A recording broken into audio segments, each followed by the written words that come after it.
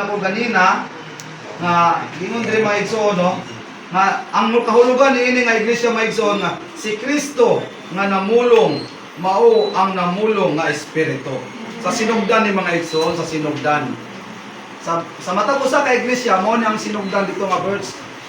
Mo ni ang sinugdan mabasa na ninyo.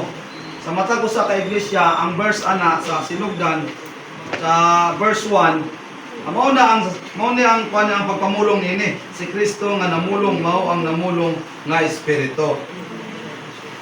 Sa sinugdan sa pito ka basahon sa kaiglesianan, si Kristo ang namulong apan sa katapusan niini maigsoon sa pito ka iglesia diri sa bersikulo niini maigsoon ang gingon diri apan sa katapusan nga matag sulat sa pito ka iglesianan ang espiritu maoy namulong mao